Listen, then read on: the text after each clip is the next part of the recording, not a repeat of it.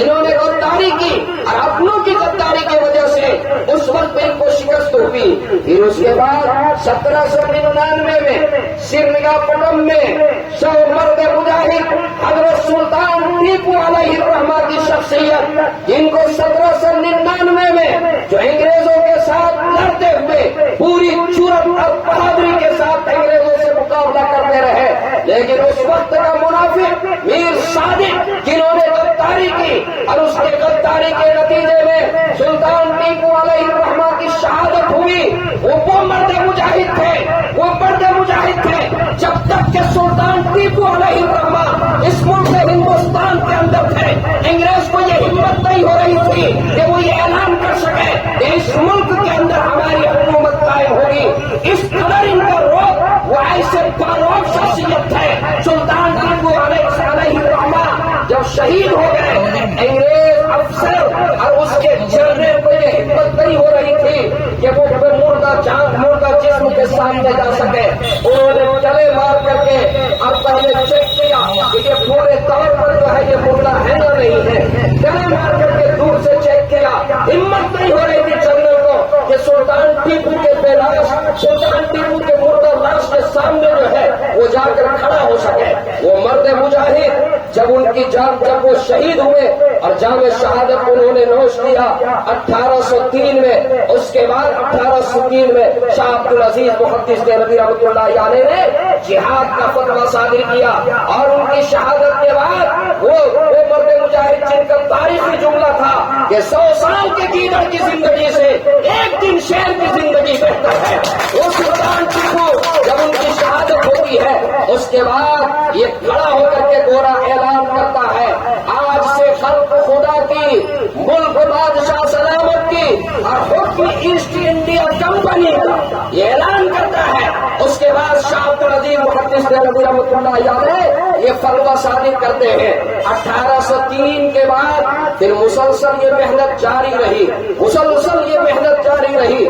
1818 سے لے کر کے 1831 تک شاہ عبدالعزیز محدث دہلوی رحمۃ اللہ علیہ کے فرزند حضرت شاہ اسماعیل شہید رحمۃ اللہ علیہ اور ان کے خاص شاگرد حضرت سید احمد شہید بریلوی رحمۃ اللہ علیہ، یہ دونوں بزرگ پورے ملک کے ہندوستان کا سفر کرتے ہیں. جہاں سڑک کا راستہ ہے وہاں سڑک کے راستے سے جاتے ہیں، سمندر کا راستہ ہے، دریا کا راستہ ہے، وہاں سے گزر کر کے سفر کرتے ہیں اور پورے ملک کے اندر، پورے ہندوستان میں لوگوں کو بیدار کرتے ہیں، لوگوں کو جگاتے ہیں، انگریز کے خلاف لوگوں کے دلوں کے اندر جہاد کا جوش ڈالتے ہیں. یہ کون ہے؟ یہ شاہ اسماعیل شہید رحمۃ اللہ علیہ، سید احمد شہید بریلوی رحمۃ اللہ علیہ. اسی میں ایک واقعہ ذہن میں آیا، جب یہ دورہ کر رہے تھے، دورہ کرتے ہوئے یہ غازی پور گئے. دیکھیے، ہمیں اپنی تاریخ یاد رہنی چاہیے. ہمارے سامنے برادری میں وطن بھی تشریف رکھتے ہیں. یہ ملک ہندوستان ہے، یہاں کی گنگا جمنی تہذیب ہے، نہ تیرا ہے نہ میرا ہے. یہ ہندوستان سب کا ہے، نہ تیرا ہے نہ میرا ہے. یہ ہندوستان سب کا ہے. نہیں سمجھی گئی بات تو نقصان سب کا ہے.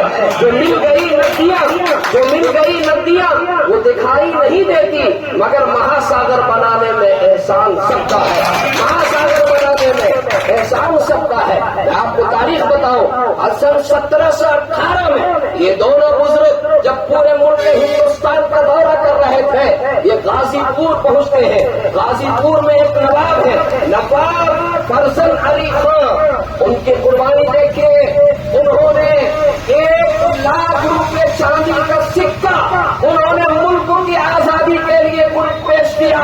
یہ وہ زمانہ تھا جب 8 آنے میں، ہمارے بزرگ کہتے ہیں 8 آنے میں بکرا ملا کرتا تھا، 8 آنے میں بکری ملتی تھی. اس زمانے میں 1,00,000 چاندی کا سکہ نواب صاحب نے حضرت شاہ اسماعیل شہید رحمۃ اللہ علیہ کی خدمت میں پیش کیا. اور سنیے میرے بھائیوں، صرف سکہ پیش نہیں کیا 1,00,000 روپے، بلکہ اپنے ایک بیٹے کو، جوان بیٹے کو حضرت کے سپرد کر دیا، حضرت کے ہاتھ میں ہاتھ دیا اور یہ فرمایا کہ میری خواہش ہے جس طریقے سے حضرت اسماعیل کے گردن میں حضرت ابراہیم علیہ السلام نے چھری چلائی تھی، میں چاہتا ہوں کہ اس ملک کی آزادی کے لیے میرے بیٹے کے گردن پہ چھری چل جائے اور میرا بیٹا شہادت پیش کرے.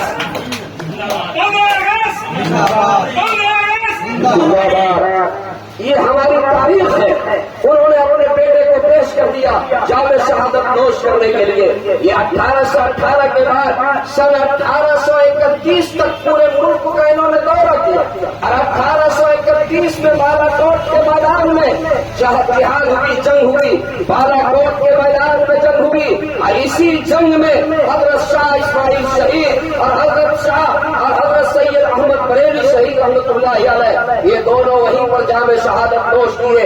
ان کے علاوہ بھی ہزاروں علماء شہید ہوئے. لیکن یہ سلسلہ رکا نہیں، یہ سلسلہ چلتا رہا اور پھر 1857 کا دور آیا. 1857 میں اب ہمارے برادران وطن انہوں نے محسوس کیا کہ تنہا یہ جنگ نہیں لڑی جائے گی. 1757-56 سے جو جنگ شروع ہوئی اب 100 سال گزرنے والا ہے. ہمارے اکابر نے یہ محسوس کیا، اس کے لیے ہمارے برادران وطن کو شریک ہونا پڑے گا، تمام طبقے کے لوگوں کو لے کر چلنا پڑے گا. چنانچہ تمام برادران وطن کو شریک کیا اور تمام طبقے کے لوگ اس میں شریک ہو کر کے 1857 کے جنگ آزادی لڑی، جس میں تقریباً 3 دن کے اندر جو ہے 29,000 لوگ شہید ہوئے اور اس 29,000 شہیدوں میں 24,000 شہید مسلمان تھے اور 5,000 ہمارے برادران وطن تھے. یہ 1857 کی وہ تاریخ ہے اور اس کے بعد یہ سلسلہ رکا نہیں. وہاں بظاہر شکست ہوئی، کامیابی نہیں ملی. پھر جو ہے جیسا کہ ابھی مفتی صاحب نے بتایا پھر 66 میں دارالعلوم دیوبند کا قیام معاملہ ہے. کیوں؟ اس مدرسے کو اس لیے قائم کیا تاکہ یہاں سے مجاہدین پیدا کیے جائے جو ملک کی آزادی کے لیے قربانی دے. پھر اس کے بعد حضرت شیخ الہند رحمۃ اللہ علیہ وہاں سے پڑھ کر کے نکلے اور حضرت شیخ الہند رحمۃ اللہ علیہ نے انجمن تربیت الثمر کے نام سے ایک انجمن قائم کی. پھر تحریک ریشم رومال انہوں نے قائم کیا، وہ تحریک ریشم رومال. اور پھر انہوں نے جو ہے ایک حکومت جو ہے آزاد حکومت بنانے کا عزم کیا افغانستان کے اندر، جن کا صدر جو ہے راجہ مہندر پرتاپ سنگھ کو انہوں نے بنایا. یہ تاریخ ہے آپ کی. حضرت شیخ الہند رحمۃ اللہ علیہ نے راجہ مہندر پرتاپ کو جو ہے افغانستان کا صدر بنانے کا اعلان کیا اور حضرت مولانا عبید اللہ سندھی کو وزیر خارجہ بنایا. وہ تحریک ریشم رومال میرے پاس تفصیل کا موقع نہیں ہے کیونکہ مفتی صاحب کی گفتگو ہونی ہے. وہ بھی جو ہے اپنے لوگوں کی اس کی وجہ سے وہ بھی ناکام ہوا. بہرحال یہ سلسلہ آگے چلتا رہا اور سن 1919 میں جمعیت علماء ہند کا قیام عمل میں آیا. وہ جمعیت علماء ہند جس کے بینر تلے اس وقت یہاں پر چنکشائی ہوئی اور جس جمعیت کے سپاہی یہاں پر بیٹھے ہوئے ہیں یہ وہ جماعت ہے. میں بڑی ذمہ داری کے ساتھ اس جشن آزادی کے موقع پر میں کہنا چاہوں گا اس جماعت کی یہ تاریخ ہے. سن 1919 میں اس جماعت کا قیام عمل میں آیا اور پھر اس جماعت کے بینر تلے جو ہے آزادی کی لڑائی آگے لڑی گئی اور اس جماعت کا اس میں سب سے اہم کردار رہا. اس ملک کی آزادی میں جس جماعت کے بینر تلے آج جشن آزادی ہم سب یہاں پر بنا ہے اور یہاں پر جو ہے آزادی کا پرچم ہم نے لہرایا. میرے دوستو یہ آپ کی تاریخ ہے. آج ہمیں اپنی تاریخ جاننے کی ضرورت ہے. وقت زیادہ ہو گیا، بتانے کی تو اور بھی باتیں تھی، مختصر یہ ہے ہمارے اکابرین نے بڑی قربانیاں دی. 51,000 علماء کو 51,000 علماء کو پھانسی کے پھندے پر لٹکا دیا. چاندنی چوک سے لے کر خیبر تک کے کوئی درخت ایسا نہیں تھا جہاں علماء کی گردنیں لٹکی ہوئی نہ ہو. ایسے حکومت خانے بنائے گئے تھے. مسٹر ٹامسن انگریز کا وہ مورخ وہ لکھتا ہے، خود بیان کرتا ہے. ایک حکومت خانے میں گیا، میں نے دیکھا 40 علماء کو لایا گیا، ان کے کپڑے اتارے گئے اور ان کو جلتے ہوئے تندور کے اندر ڈال دیا. پھر اس کے بعد 40 علماء کو لایا گیا اور ان سے یہ پوچھا گیا صرف تم یہ بتا دو 1857 کے جنگ آزادی میں تم شریک نہیں تھے. اگر تم نے یہ کہہ دیا کہ ہم شریک نہیں تھے تو تم سب کی جان بچ جائے گی.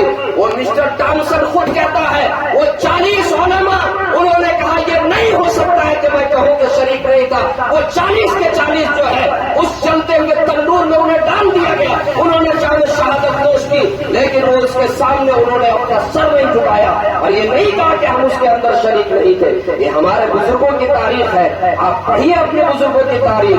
حضرت نانوتوی رحمۃ اللہ علیہ، حضرت حاجی امداد اللہ مہاجر مکی، حضرت حافظ ضامن شہید، حضرت مفتی کفایت اللہ، حضرت مولانا عبدالرشید گنگوہی، مولانا ابوالکلام آزاد، یہ ایک نہیں بلکہ ہزاروں اور لاکھوں کی تعداد بڑھتی ہے اور پھر یہ جمعیت علماء ہمارے مہاتما گاندھی جی، جن کو مہاتما کا لقب جس نے دیا، ابھی حضرت مفتی صاحب سے آپ سنیں گے، اور مہاتما گاندھی جی اور سردار پٹیل جی اور لالا لاجپت اور پھر جو ہے ہمارے جواہر لال نہرو جی اور دیگر ہمارے برادر وطن سب کانے سے کانے ملا کر کے اور 1857 کے بعد جنگ آزادی کے اندر جو ہے شریک ہوئے اور سب نے مل کر کے اس ملک کو آزاد کیا۔ میرے دوستوں، آخری بات میں یہ کہنا چاہوں گا، ہمارے برادر وطن بھی یہاں تشریف رکھتے ہیں، یہ ملک گنگا جمنی تہذیب ہے، یہ ملک آزاد اس لیے کیا گیا تھا، ہمارے بزرگوں نے اور ہمارے پروجوں نے اس لیے قربانی دی تھی تاکہ اس ملک میں ہم آزادی کے ساتھ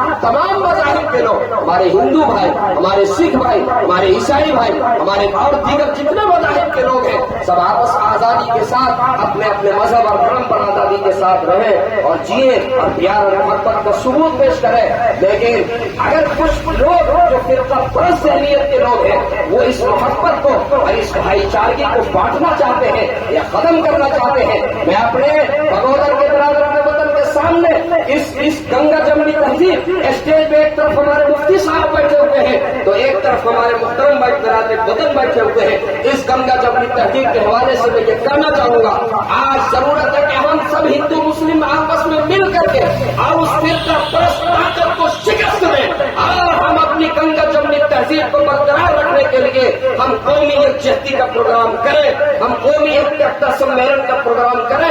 ابھی مولانا واصف صاحب نے کہا کہ ہم چاہتے ہیں کہ بغودر کے اندر ایسا پروگرام ہو جو قومی یکجہتی کے نام پر ہمارے برادران وطن بھی شریک ہوں اور ہمارے لوگ شریک ہوں تاکہ ایک اخوت گنگا جمنی تہذیب کا پیغام دیا جا سکے۔ میں مولانا واصف صاحب کو ضلع کے ذمہ دار ہونے کی حیثیت سے میں یقین دلاتا ہوں آپ جب بھی اس کام کے لیے آپ لوگ تیار ہو، مولانا طلحہ صاحب ہے، مولانا بلال صاحب ہے اور منظر بھائی اور ان کے چاروں اور تمام امت کے بھائی ذمہ دار اور بغودر کے تمام ذمہ دار، آپ لوگ جس وقت کہیں گے انشاءاللہ اس کی تاریخ طے کی جائے گی اور بغودر کی سرزمین سے ایک گنگا جمنی تہذیب قومی یکجہتی کے نام پر انشاءاللہ پروگرام ہوگا۔ میں ہمارے برادر وطن تشریف رکھتے ہیں، میں ایک شعر کہہ کر کے اور اپنی بات کو ختم کرتا ہوں کہ حویلی جھونپڑی سب کا مقدر ٹوٹ جائے گا، حویلی جھونپڑی سب کا مقدر ٹوٹ جائے گا، گر ساتھ ہندو مسلموں کا چھوٹ جائے گا، گر ساتھ ہندو مسلموں کا ٹوٹ جائے گا۔ اور دعا کیجئے